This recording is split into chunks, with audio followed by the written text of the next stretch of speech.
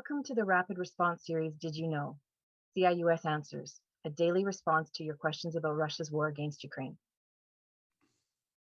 Today I have with me Dr. Marko Stech, Director of CIUS Press and Scholarly Publications, including the Internet Encyclopedia of Ukraine.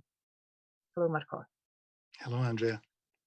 Our question for you today: is the Ukrainian language the same as the Russian language?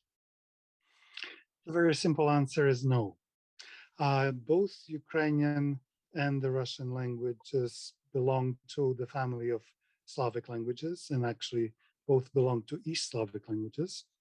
There are quite a few Slavic languages. They include Polish, Czech, Slovak, Serbian, Croatian, Slovenian, Bulgarian, Belarusian, and other smaller languages as well. And all of them are fairly not far, let's say not far from each other. They share many words, some vocabulary. They share certain grammatical forms and so on. However, they are different languages. And fundamentally, unless you really know a little bit of the other language, you will not just simply easily understand another Slavic language if you know one. And during the Soviet times, there was a myth created in the Soviet Union that Ukrainian and Russian are very close because, quote unquote, all Ukrainians can understand Russian and seemingly all Russians could understand Ukraine, which was not true. But the simple reason why all Ukrainians could understand Russian is because they were forced to learn Russian in school. And they really actually did. And they actually, with time, believed that they are close languages just because they knew both of them. But it changed completely when actually Russians were exposed to the Ukrainian language, which was not a Russified version or some so-called Surzik, which is sort of a mix of Russian and Ukrainian. And then it turned out that they don't understand this language almost at all. And a similar issue is when somebody from the diaspora, like you, let's say, who knows Ukrainian, who would be exposed to Russian without learning it at school, my bet is you would not understand much about it. And in fact, these are not in any way the closest languages to each other. Ukrainian is very close to the Belarusian language. They developed fairly together all the time because Ukrainians and Belarusians basically lived in a one political space almost all of their existence, and there is a phenomenal fundamental book by Yuri Shevelov or George Shevelov, the eminent Ukrainian and American linguist, who actually proved on the linguistic basis that while Ukrainian and Belarusian come from one source, one type of source of dialects, Russian is from a completely different source of dialects. They are not related directly. They are both Slavic languages, but not related directly.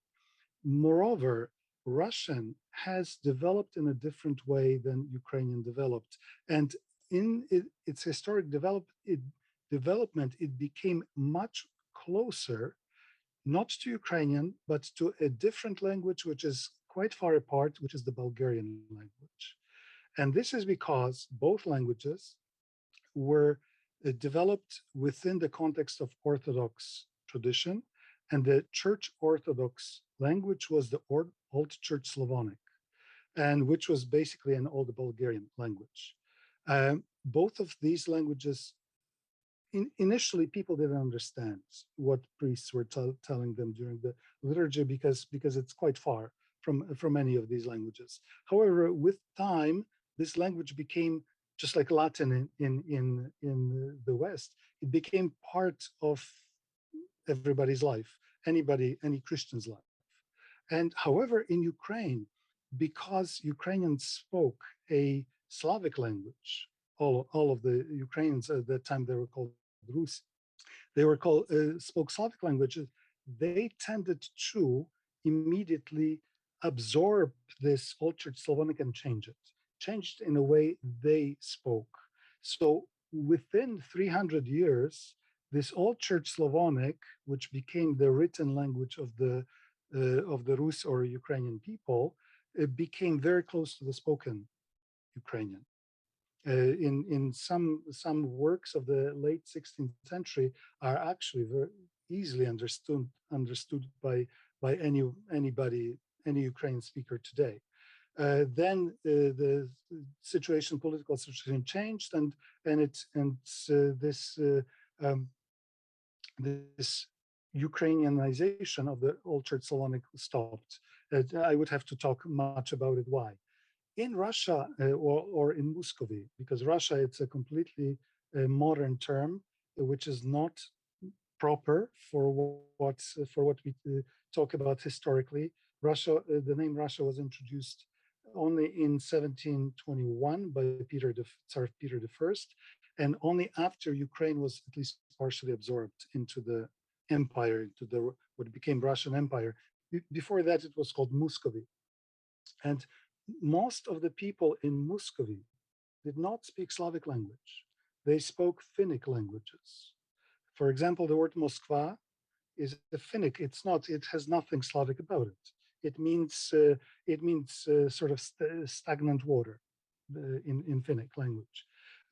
So when people speak a language that is very far from a different language, from the Old Church Slavonic that they hear in church, they actually accept it and absorb it without changing.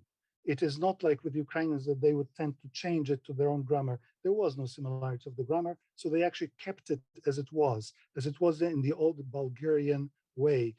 So when the modern Russian language started to be formed in the late 18th century, then it absorbed much of that Old Church Slavonic. It was its basis, and because of that, the spoken language even of the people, as of today, the Ukrainian language is much closer to Belarusian than to any other language, but then it's also closer to Polish and to Slovak in many ways than it is to Russian. On the other hand, Russian is much closer to Bulgarian. That's the simple answer to the, maybe not so simple, but that's the answer to this question. They never are simple, are they? The answers to these questions are quite complex. Thank you, Marko. Appreciate your time tonight. Thank you.